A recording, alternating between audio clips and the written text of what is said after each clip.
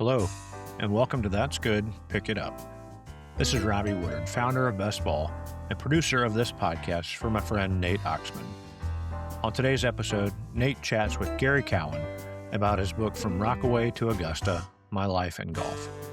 This one talks about Gary's successful and revered amateur golf careers, and we hear stories that you can only find in this podcast and his book. Be sure to follow That's Good, Pick It Up wherever you get your podcast, and listen to the other BestBall podcasts as well. This is Robbie. Y'all enjoy this episode of That's Good, Pick It Up. It's pretty cool to have your life turned into a book.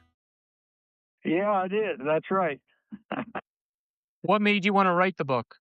Why did I want to write the book? Because no one really knew what I did. I kept a lot to myself, and I think it was time to write a story, and that's what I did. How long did it take you? Oh, it took me about a year and a half. And you had some people help you out? Yeah, I had. What's his name?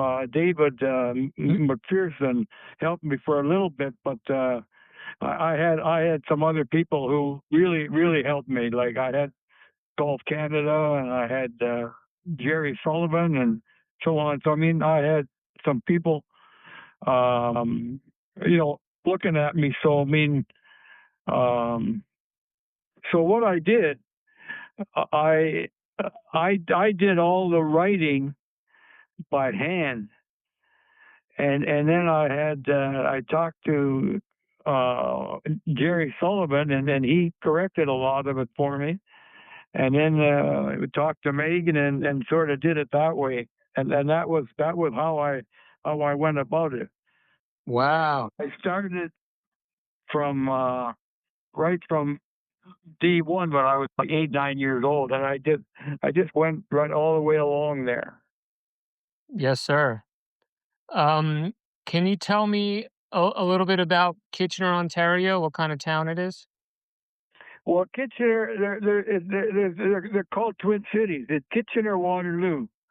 They're back in the day there were maybe 80,000 people. Now there's like 300, but it's a twin city, and there's 2 or 3 universities in Waterloo, and so on and so forth. But it was a real manufacturing people or town, and it used to be called Berlin before the First World War. Wow. And then it was changed to Kitchener after they found the Kaiser in the lake. Are you still there today?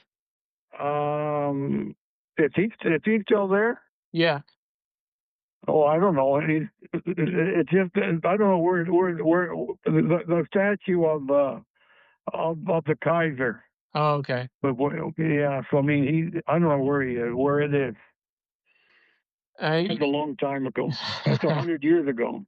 You grew up playing hockey and baseball before golf, right? That's right. Yeah. And there's a cool little tidbit in the book that you learned how to skate on a frozen swamp. Yeah. That was just that's how you get started. You're kids, and that's how you do it. Yeah, just find anywhere where you can skate, huh? Yeah. It would freeze over, and then then you'd have some fun. Mm-hmm. And it's from what I remember early in the book, you got a newspaper route, and then you read a story about Jerry Kesselring, and that kind of got the wheels turned in your head about golf.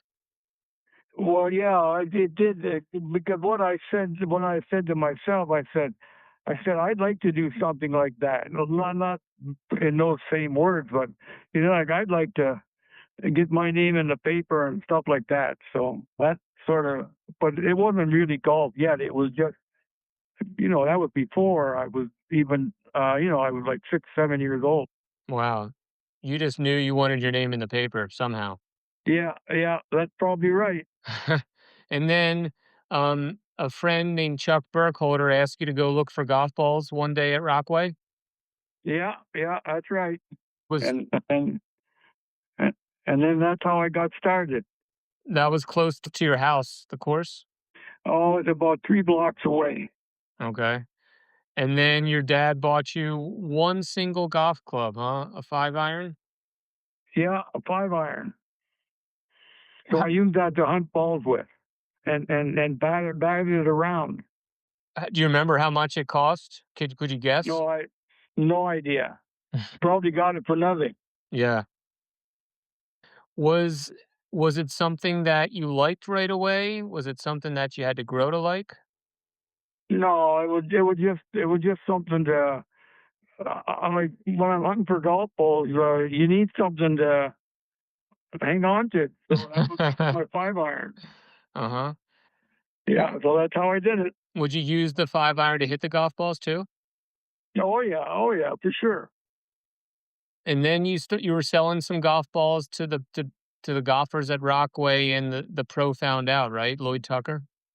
Yeah, he found out, and then he made me. I had to go up to the pro shop, and he said, "You sell them to me from now on."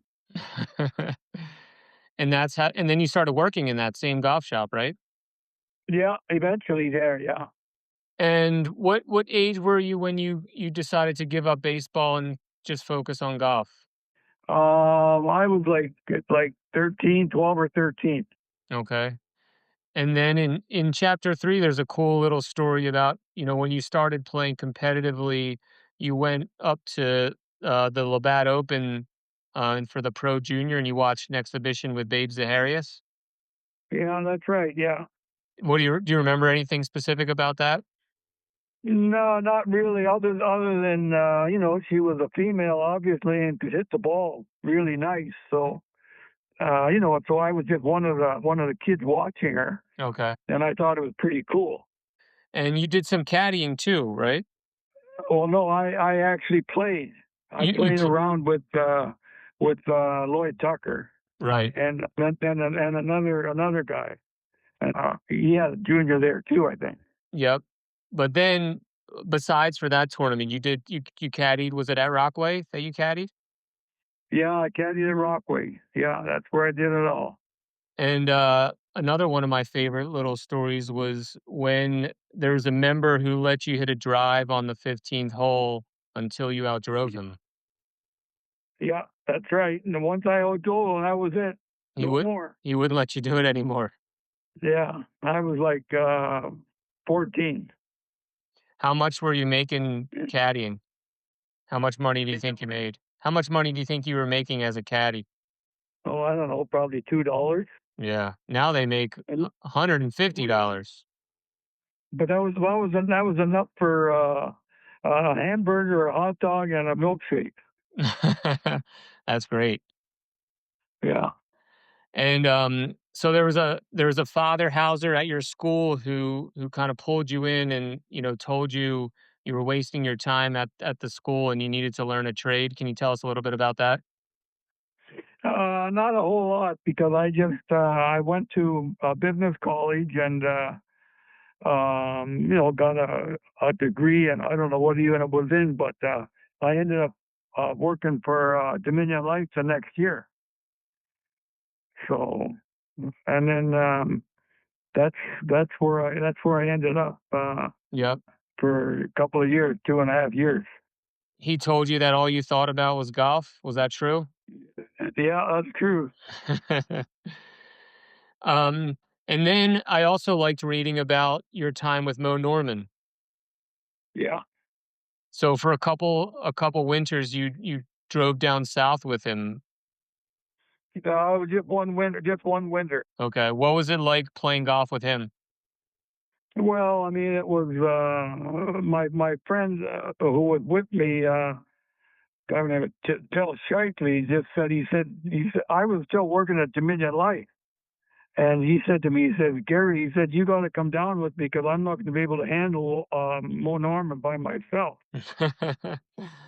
So anyway, so we did that. So I spent I guess 6 weeks playing like 36 holes every day with him. And didn't you guys win a tournament together? Probably. Yeah, Pro-Am at Daytona Beach. You made a hole in one. Yeah, that's probably true. All that stuff. That's crazy. Yeah. And then by 18, you played in your first Canadian Open with, Palmer, Venturi, Billy Casper. 18 years Yeah. old. That's pretty special. Yeah, that was at Westmount. That was Kids Center at Westmount. That was the 100th anniversary of Seagram. Oh wow. So that's how they had the Canadian Open at Westmount. It must have been pretty special playing with those pros when you were, still just a teenager. Do you remember, getting to meet them or seeing them at all? Oh yeah. Well, I had known some of them. I mean, I played 36 holes with Gabe Brewer. Wow. For the first 36 holes. He's just starting out too. Like everyone else was just really starting out. So Yep. anyway, then I played one round with Al Balding, and I don't even remember who the other one was. And I also like. He was from Canada too, Al Balding. Yep. I also like the little story in there about when you went to Augusta with Mo Norman, you were fishing balls out of the pond in front of the 15th green at Augusta. Mm-hmm. Probably couldn't do that today. No, not a chance. But Mo was the kind of guy that he just wanted to go and play golf. That's all he wanted to do. Yeah. So he'd take his clubs and just go and play. And we're not gonna caddy for him. Yep. He could do that himself. So that's how it all happened. You had to find something to do. Yeah, you got it. And then another thing that I enjoyed reading about was in the America's Cup match, you beat Harvey Ward, and he gave you a little bit of advice not to hit less than a 4-iron out of the rough. Yeah, yeah. And to this day, that's I still do that. That's cool. Yeah. But that's part of growing up. Yeah. You put all these things together, and you either use them or you don't. Yep. And that's how you learn. That's how I learned. And then I'm sure a lot of other people maybe don't even do that anymore because they just say, "What do you know about it?" Right. Yeah. So anyway, that's how I learned. And I just feel so lucky to have been able to do all that. 1960, you made your first trip to Marion for the World Amateur Team event, with people from all over the world, right? And Jack Nicklaus just dominated, huh? Yeah, he really did. That was one of his greatest tournaments. So it was so special. And I didn't play very well. I think I shot 315 or something like that, which wasn't very good. Mm-hmm. And then the next year, go ahead. I was going to say, so the next time when I played in the amateur, I thought, well, I should be able to do better than that. And you sure did. Yeah. And then 1961, I think, was your first Canadian amateur win after you lost in the finals the year before, and people kept calling you golf's bridesmaid. Yeah. I lost the in 59 and 60, and then I won it in 61. So that got me back into the Masters for the first time. Mm-hmm. And you played with Sam Snead in the par 3 contest that year. Yeah. And I think you had some success in that Masters. You shot 71 on day 1, and then you made the cut on the number, 77 day 2. Yeah, that was in 64. Okay. I was the first Masters I made was in 1962. Okay, 64 was when you made the cut? Yeah. I made 2 cuts. 64 and 68. 65, you played with Byron Nelson. It's not easy when you're up in Canada all winter, then you have to go and start playing golf again for 2 or 3 weeks. Right. Yeah, I liked reading about the stories when you kind of went down south to prepare. Yeah. And what it seemed like, when you came back to Marion the second time that, some of your experience in, the national events, both in Canada and the US, helped you out and you were kind of ready for the moment, ready to win a big time amateur tournament in the US. Well, yeah, I mean, I had won a number of things, low amateur and the world thing in Japan and so on. I mean, so but I did my thing. If I made a team, then I went out and played, and I was pretty good. So that's you don't know whether you're going to win anything, Yeah. but you just do as best you can. And you shot 67 in the final round to tie Dean Beeman and get into that playoff. Yeah, well, I was like an hour ahead of him, at least an hour ahead of him. So, I had everything packed. I'm ready to go home with Bob Bradley and myself. And then he said, well, let's wait around and see what happens. So that's what we did. And then things happened. Yep. And it's I didn't know about this. In the playoff, still back in that day, they had the continuous putting rule. So Beeman had to Yeah, putt until he holed it out. And that yeah, that was on 18. yeah. So, he had to hold it out. So he had a long putt, like 80, 90 feet, and he left it about 10 feet short. And if he doesn't make it, I can three putt and win. Yep. But he made it, so now I got a two putt to win. So anyway, I just got it down, got it hit a little hard, and left it about 9 feet away, and then made it coming back, and that was it. That's all she wrote. And it's interesting too that even though you won, people said that Dean Beeman lost the amateur rather than giving you credit. Yeah, that's right. That's what happened. And it seemed like that kind of gave you motivation, especially, the next time at Wilmington. Yeah. Well, like I finished third in 1970, Mhm. U.S. amateur, and then I had a chance to win there, and then I didn't, and then 71 come along, and that's it. So you just gotta you go and play, and you do what you have to do, and if you play well, you got a chance to win. There are some interesting stories from that 71 tournament. You had a three-shot lead after 9 holes, I think, in the 3rd round, and then you got stung by a bee. Yeah, oh, that's just little stuff. Yeah. You got stung, but you still shot 69 and were leading going into the final round. Yeah, that's right. And can you take us through that shot that, you called the greatest shot of your career? Yeah, well, so I mean, I'm I'm on the fairway, waiting for the group ahead of us to leave the green, kind of thing. And Phil Struby is giving me a hard time all day long. So I sort of said to Phil, I said, are you going to penalize me if I go up and see where the pin was, or see where the score was? Which I knew he would. He said, well, I would. I'd have to. So then I said, well, do you mind if I go up and see where the pin was, which I could do? He said, well, you can't do that. You're delaying play. After, they said you're gonna delay play, that kind of ticked you off? It didn't tick me off. It just made me. I had to go and do it. So I got to go and do it. Yeah. So that's what I did, And did and you it was know in the hole. did you know when you hit it that it was a good shot? What were you feeling when the ball was in the air? Well, when I knew that I hit a wedge from the day before, almost from the same spot, and I ended up short.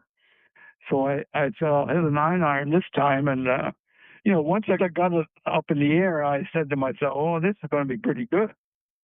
And then it got up that hill and started rolling, and I'm saying, "Well, maybe I hit it too hard," and but the people there didn't. They just sort of went booming and that, so I knew it was pretty close. And then it went in. That's a pretty incredible accomplishment to win 2 US amateurs. Yeah, it is. For an old guy like me. So you were back at the Masters, in '71, and you had a little bit of a run-in with the security at night. Do you remember that? Oh, I remember that. Yeah, with Marty West. Mhm. Yeah, and we're playing bridge with Dave Spencer, one of the pros, and his wife, and we get to Dave said, well, we don't have to go over that, we'll there was a 11 o'clock curfew time, so anyway, he said, I'll get you in. So anyway, so we end up getting in there, and we're walking along, and all of a sudden these two people come up, and they didn't say anything, but we sort of heard what it said. First thing was halt, and I looked at Marty and said, "Did you say something?" He said, "No, I didn't say anything." So anyway, so then the next one was said, "Hold or we'll shoot." Wow. Then we turned around, and there were their two security, about Pinkerton guys, or security guys, um, looking after Mamie Eisenhower. But we didn't know that right away until we got to the clubhouse and talked to one of the security guys. He said, "Yeah, well, that they were looking after Mamie." So there you go. And that was the same Masters when you started the tradition of skipping the golf ball? Yeah, no, I did that in '72. Okay, the next year. Yeah, yeah. Well, that was with Ben Crenshaw. Yep. So we're playing, and I just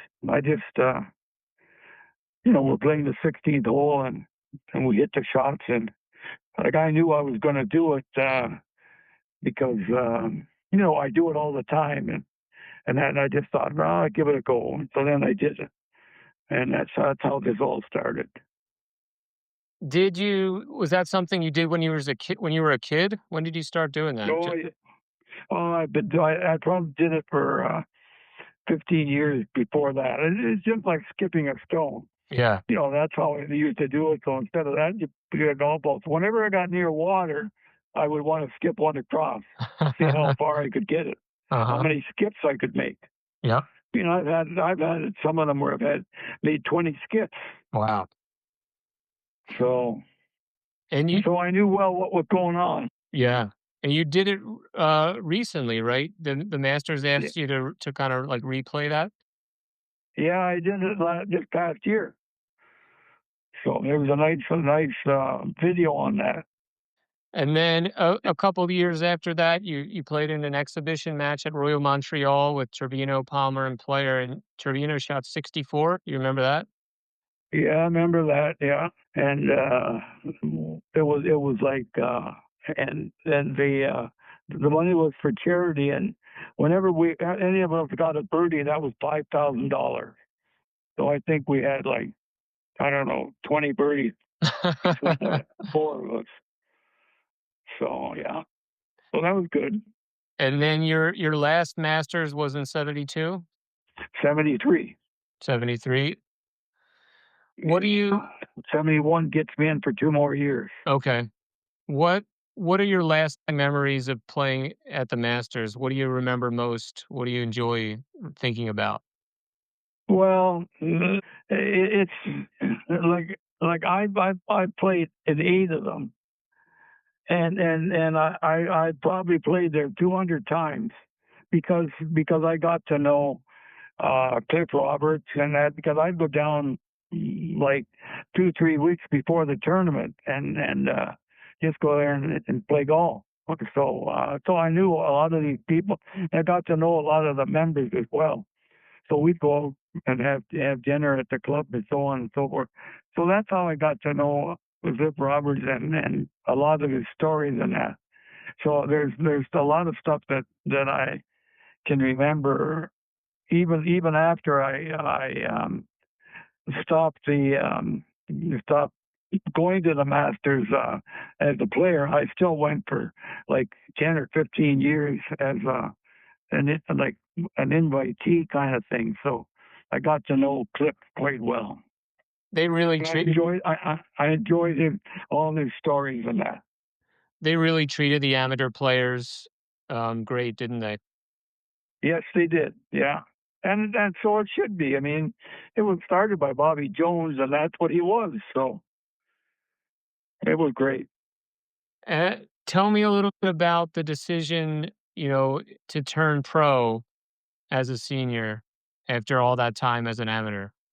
Well, it's I was getting a divorce, so I just said to myself, well, I think I'm going to go play golf now. So basically, what I did. That's all about all I could say on that. But you got to compete in the Senior British Open? Yeah, that was the only time I'd ever been across the pond. Was I played in the Senior Open at Royal Lytham St Anne's, and that was basically the only time I'd ever been there. But I knew that I could have played there because I could hit the ball low, which is what you had to do around there. So anyway, long story, And long gone. and, and then you suffered a stroke in 1997. Right, and that was the end of me. Was it was it something that, came out of nowhere? Were you feeling lousy? No, no, I have no idea. That's why it's called a stroke. Yeah. You don't know when it's going to happen or how or why. And tell me about the road to recovery, getting to play golf again after that. Was it tough? Well, yeah, well, it was tough, but I can remember one of the doctors, and I guess he didn't know or whatever that I played golf. So when he said to me, he said, "Well, the best thing for you to do is to, walk around and play some golf and so on, to get feeling better again, kind of thing." And so I said to myself, "Well, he doesn't know I play golf. Well, he knows that I'll be walking and that." So that's what I did. I used golf as my measuring stick, Mhm. and and that's how I got to at least get a little better. So, but I mean, I couldn't hit it 30 yards before that after my stroke. Wow. So it took me years and years and years to get things. Even now, I've lost a lot of depth perception and stuff like that, but I'm still alive. And you're still probably shooting your age. Oh, I've been shooting my age since 1960 when I was 60. Wow. How how often do you play now? I play about maybe 4 times a week. And you made a nice little trip down here to Marion and to Wilmington. You wanted to see those places that you haven't been to in a long time. Yeah, yeah, yeah. So we I made arrangements to go, and it was fantastic. We just had a wonderful time. I think Marion was the best. At the golf course, and because of the just the way it's all set up and has been for a long time. Yeah. And Pine Valley is it's a little tougher golf course, but it's we had a decision, not a decision, but we decided who thinks it's the best and whatever. And we all chose Marion. So That's great. that's it. Is it hard to believe that so the USM will be here again in 2026, right? So Yeah, that's right. 60 years after your win, is that hard to believe that it'll be 60 years? Yeah, maybe I'll come down for You should. it. Yeah, I'm sure the club would love to have you. yeah. Well, we'll see. Every day is a new day for me. One of the things that I really enjoyed at the end of the book was how you included that section about the lessons that you learned in golf, things from Trevino and Snead. Yeah, yeah. Was that something that you knew you wanted to put in the book, something that you thought about later? Well, no, it was all part of it actually. Uh-huh. I just just the way it was set up that way, it worked well. And you honored some friends too at the end, which, really kind of made me think that you recognize that although you did a lot of the work, you had some people help you along the way in your golf journey. Yeah, yeah, yeah. There was always a lot of people that helped me out. Um, and then you had some people tell some short stories about playing golf with you, which I liked too at the end. Yeah, yeah. That was all part of it. There was all kinds of little things there that that I thought, well, they should go in. So I just called or emailed a number of people, said, any suggestions or questions or whatever you might have, just send me an email. So that's how a lot of that stuff got in the book. Is the book available like through Golf Canada? Can people buy it? Yeah, through Golf Canada.